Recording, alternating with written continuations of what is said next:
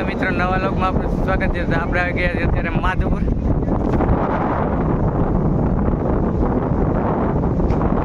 આજે આપણે હાંડિયા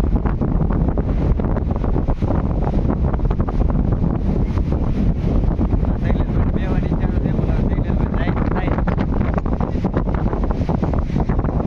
મિલનભાઈ નું તો વજન ન કમે, હાંડીએ બાકી હેઠો બેસી જાય.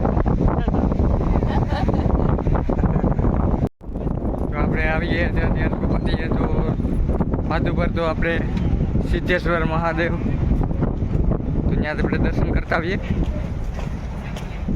આ મહાદેવનું મંદિર છે, તો તમે જોઈ શકો છો. આપણે